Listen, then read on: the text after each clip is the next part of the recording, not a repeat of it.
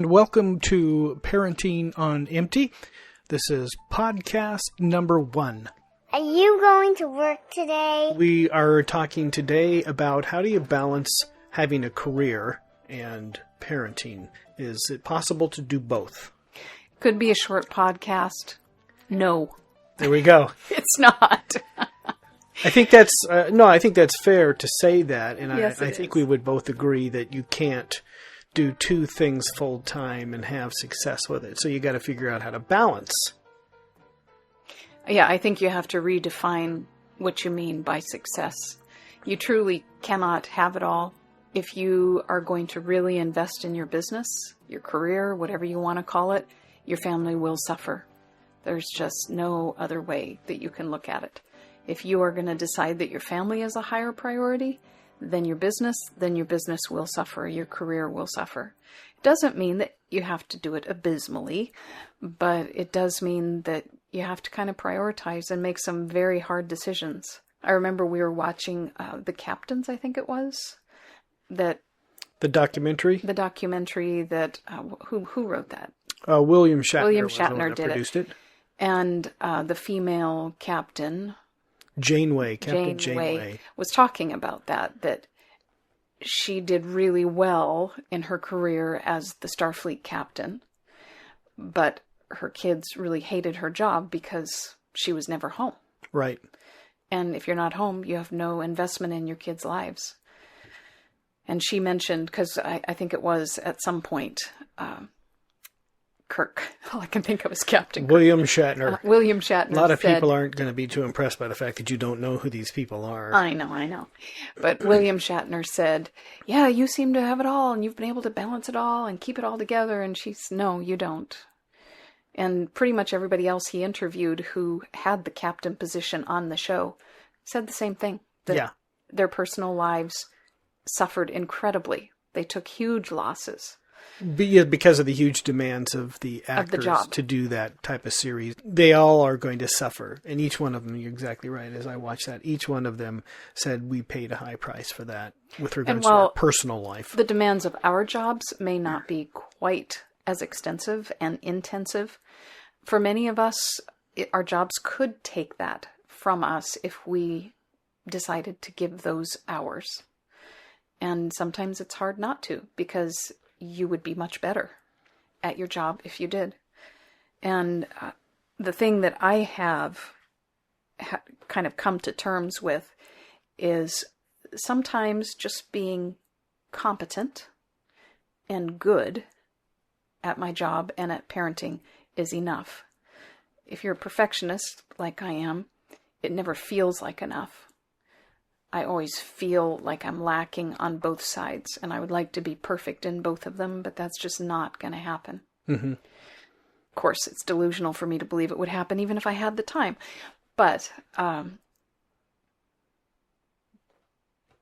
point is, you have to decide what you're going to give up and kind of make decisions that I'm going to be perceived as not as adequate in this particular instant as I wanted to be. You choose to do a few things well, or maybe sometimes just do the one thing well. Define what you're going to do and make sure it's a narrow focus, and then choose to do that well, knowing that you're not going to do everything else well. When you're deciding, I'm going to do a few things well, I'm just going to have a real short list.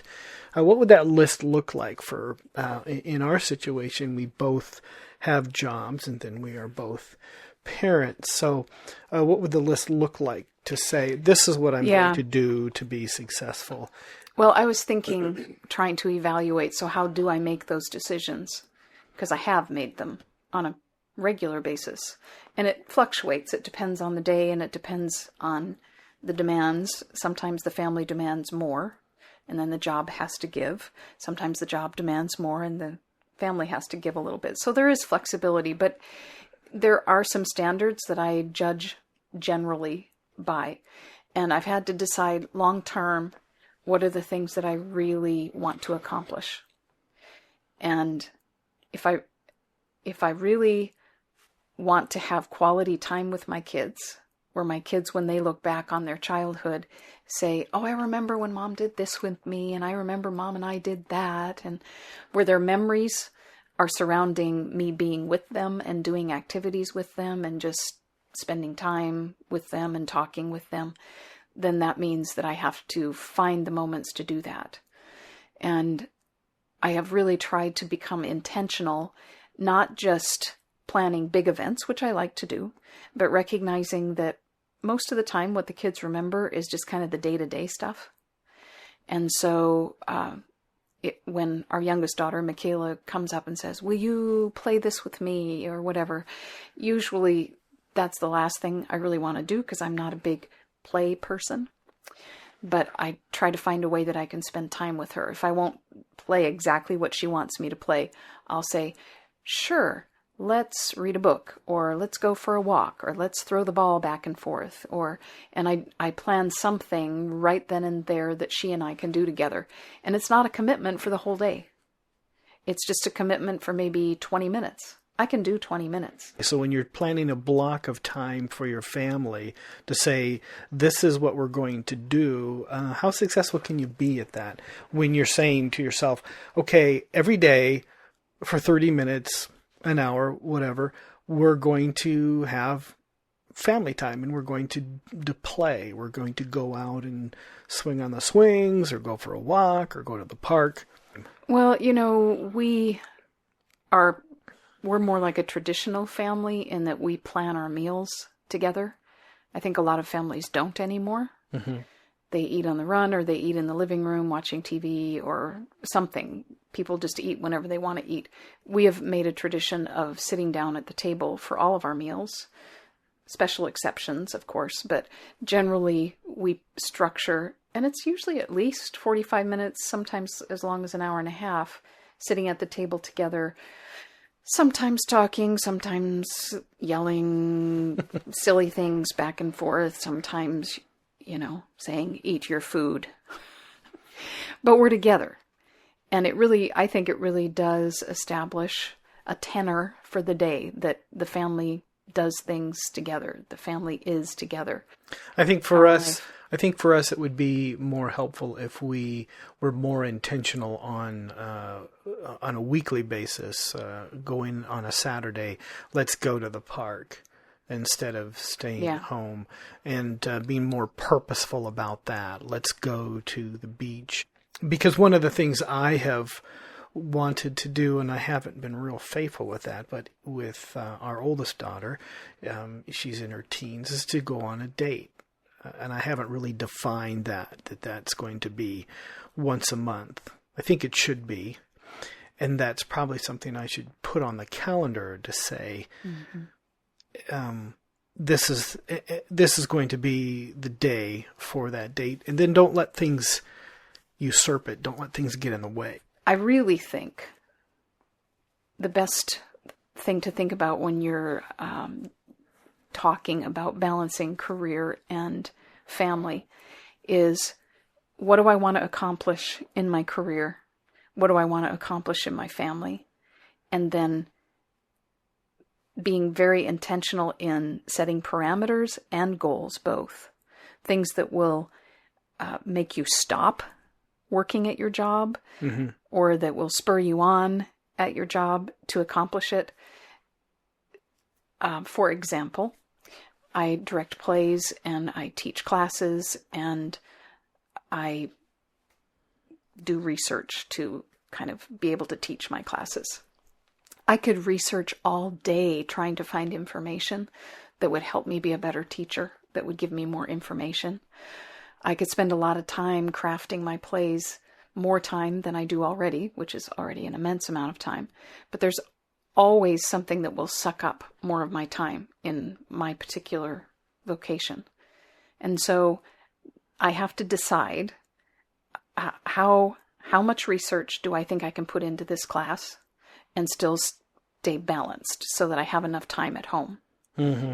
I've been talking about going to a conference and deciding, is this the right time in our lives for me to go to a conference? We have a 5-year-old child, and I would be gone for 3 to 4 days. Do I want to be gone for 3 to 4 days when she has sleeping issues. She seems very attached to mom right now. Is this the best time for me to go? Professionally, I haven't been to a conference I don't think I've gone since we got Michaela. Mm-hmm. So that's 4 years. And I have to.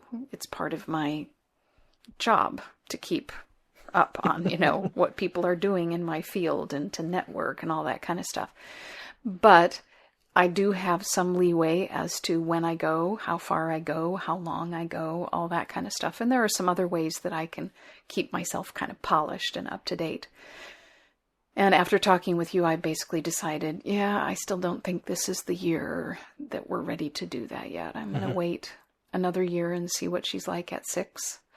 Because my job will always have these opportunities, but my child is only going to be 5 once. And if she needs me right now, I see that as a higher priority than my job that I can do competently. I might do better if I went to this conference. I might learn a really great thing that I could incorporate into my classroom. I might come back with more enthusiasm and more focus on my particular topic. But my students are not suffering if I don't go. Right. And my child could possibly suffer if I did go. So I think a lot of it is just every day evaluating, how do I accomplish what I want to accomplish in both of these spheres? Right. And still keep my sanity and feel okay. I think that's the importance of having those specific goals and having them written out, because I know we've talked about this before, and one of the things you struggle with is feeling like you're failing it on all fronts. And I think, and I tell you that that's not true, and then I talk to you about how you are successful in this area and successful in that area, but you can quickly identify areas that, well, I may be successful here, but I'm not successful here.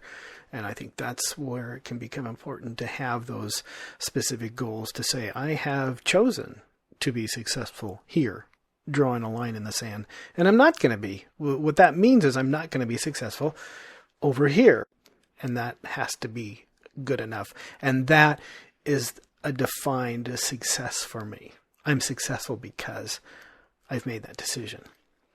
Yeah. And here at home, I think you and I have discussed this before, that one of the decisions that I have made is, if my goal is to invest in my children's lives, which is kind of my number one goal right now, in a way that is meaningful and lasting, and to help with their character formation and to enjoy them. If I'm going to do that, I have to be awake. I have to be semi-rested. I have to be watching. I have to be present. And I like a clean house. I like an ordered house.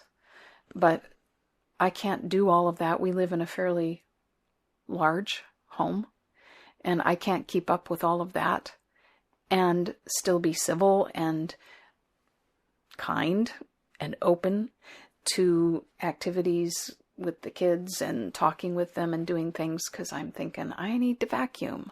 I need to get this dusted. I need to clean the toilets. And I start resenting their interruptions. I got to go get those dishes washed. And if you only have 2 ounces of energy left, you have to decide, where am I going to spend those 2 ounces of energy? Right. And so I'm trying deliberately to choose the people over the things. And that means that sometimes our house is messy and sometimes the dishes don't get done. And I know sometimes that drives you crazy. Mm-hmm. It drives me crazy too, but I have just made a choice that drives me less crazy than knowing that I am investing all of my time and energy in stuff and things. Right. And instead I'm giving it to people. And I think that's helpful to say, just like you do with your career, with the family. This in the family time, and that may include house cleaning and organization and whatnot, to say, this is where I'll be successful in going out and playing with the kids out on the swings, or going here, and which means I'm not going to spend the time dusting the knickknacks and getting the stairway vacuumed and whatnot. Yeah, and sometimes it's even just the willingness. Like the other day, Michaela wanted to paint. Well, painting for her, it takes 20 minutes to set up all the painting stuff. She paints for about 20 minutes. There's a colossal mess that takes another half hour to clean up. And when she asked me, my first instinct was, no, I don't want to deal with all of that. Because it's just a lot of cleanup and a lot of prep time for very little return. But then I thought, this is an opportunity for me to do something with her, for her to really enjoy painting. I love that she wants to paint. It's not going to kill me, so I facilitated that, got it all ready. She painted, and she did make a big mess. But afterwards, I thought, well, you know what? She's old enough that she can help me clean up. And so I ended up pulling all the lids off of her painting containers, throwing them in the bathtub, putting her in the bathtub and saying, put your bathing suit on and clean these up in the bathtub. And she thought it was the greatest fun. She had a great time. That's the key, making the cleanup time part of the fun family time. Just got to figure out how to make that work with vacuuming, washing windows, splitting wood, I think if you sing cutting the Barney lawn. song, clean up, Okay. clean up. You know, one area, though, that I think is something to be very aware of, and it can really steal you away, is both mentally and emotionally, is with technology and having those things like the smartphone and access to email, where you can go on a weekend to go to the beach, and you go to a hotel and it has Wi-Fi access, and so you may be together as a family, but then you're finding yourself returning your email and checking this, that, and the other thing. So you're away as a family, but emotionally you're still tied into your work and returning this email and making sure that this report gets done and this, that, and the other thing. Mariah, I thought, was exercising wisdom beyond her years, where she said, you know, when we go camping, the next time we go camping, I want to bring a friend, but I also want to leave behind the iPods and the cell phones and just have a time where we're together. I thought, wow, that's pretty good for a young teen yes. to make that kind of comment, to say, let's spend time with the family and not have the interference of technology. Now, of course, you have a hate relationship with technology, so that's probably not that big of a temptation of, oh yeah, I got to be on Facebook and Twitter and my email and whatnot. But I think that's something good to talk about and to communicate that is a really big issue with our culture, is that we don't bring the technology with us. It's helpful for me. We every year we take a couple of weeks and go up to Canada, and I don't know that I could just leave my job behind for 2 weeks and come back to it, because there's scheduling and whatnot. So it's very helpful to be able to, on the evenings, go to a coffee shop, to a place where there's Wi-Fi access, and return email, or check to make sure as far as booking jobs and whatnot. So that's helpful. But when you're taking, to say, like a weekend, so we're just going to have a family get together on Saturday and Sunday, I think it is very important to realize, okay, that means family, and not spending half the time of those 2 days, spending one day just constantly doing the email check, the Facebook check, and whatnot. Yeah, I think that's not just when you go out for a weekend. I think that, at least for me, when I come home, I try very hard to truly be here. That there are so many things that I just don't get done, that it would be wonderful if I could bring it home and get it all done, and then I would feel really good about, I accomplished something. But I would have to ignore everybody. I would have to stay up late, and I would never rest. And it would make me very cranky. And I just have to tell everybody, go away, I have things to do. Right. So when the day comes to an end at work, I try as much as possible to leave as much as I can. And once in a while I do have to bring something home and I do have to do it at home, but I try not to do it when the kids are wanting to do something. If they're playing by themselves or watching something on TV for a little while, I will try to do it then. But I think it's more than just when you go away, separate yourself from these things. I think it's when you're home, be really home. And instead of finding your kids a drain, choose to find them interesting and choose to find them enjoyable and play silly games with them. Turn off the television, turn off the computers. Sometimes turn off the music if it's distracting for you. Play some games, read some books together, go outside and throw some rocks at trees, whatever it is. Yeah. Take a walk together. That it's the truly seeing one another, truly hearing one another. And sometimes there's nothing wrong with turning off your brain and watching a show together. That's perfectly fine.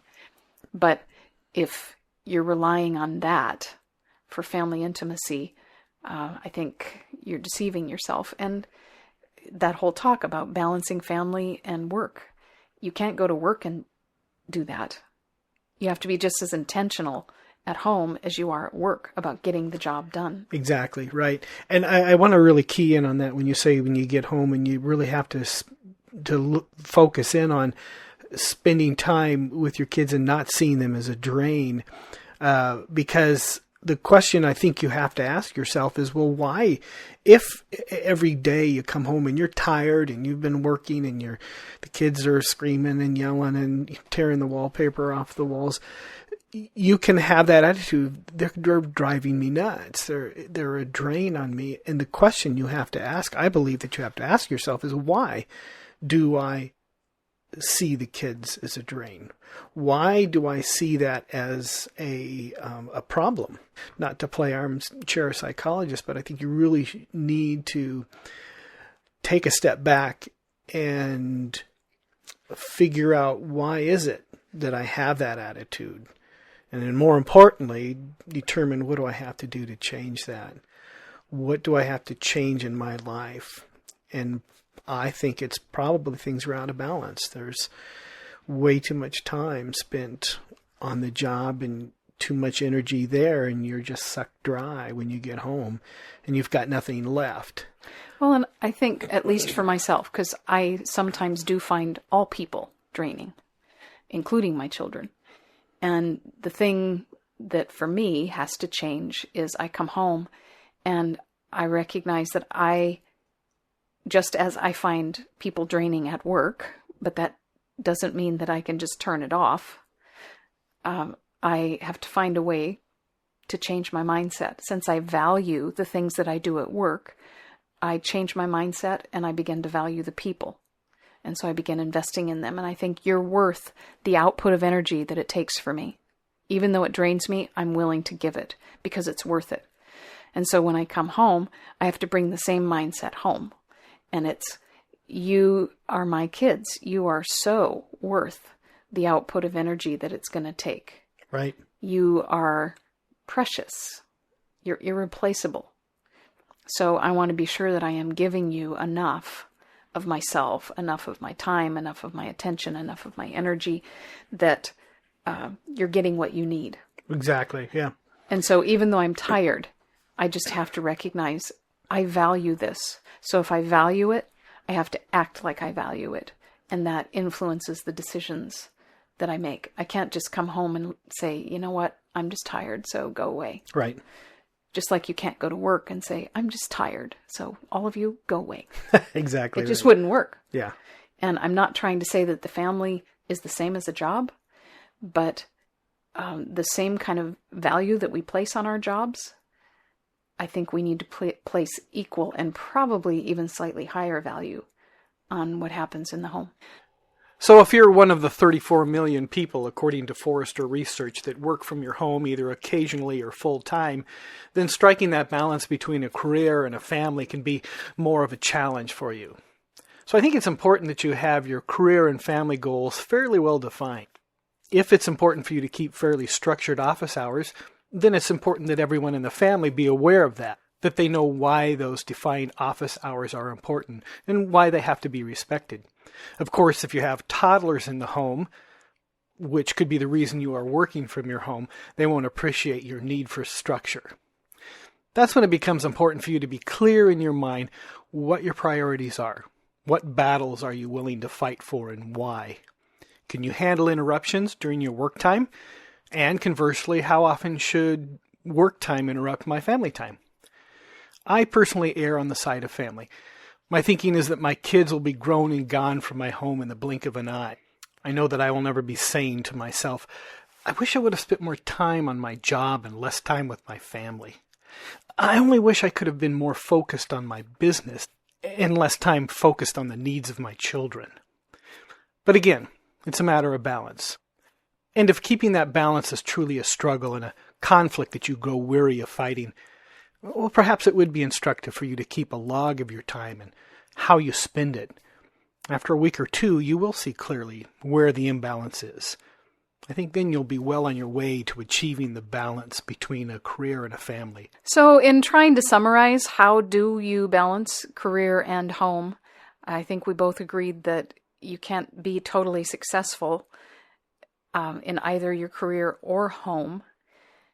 That's kind of a fallacy that you can have it all, but I think you can be successful if, when you're at work, you just set aside the home stuff, you don't let it pester you, you don't be worrying about what you didn't do, you not be plagued by guilt, you're not really thinking constantly about, well, I need to get this done and this done, but focusing during those hours on what you have to get done right at that moment to succeed that day with that particular task, and not allowing yourself to get overwhelmed by all the things that you're not able to get done.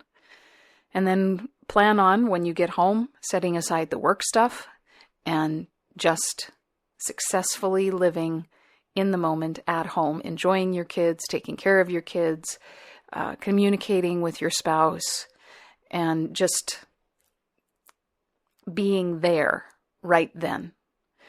Not allowing work stuff to intrude, not feeling guilty about what you haven't got done, but just leave it alone. And while that might not give you a wildly successful career, you may not rocket to the top of the ladder, you will be successful. And you also be successful in your home life, because when you're both places, you're truly present.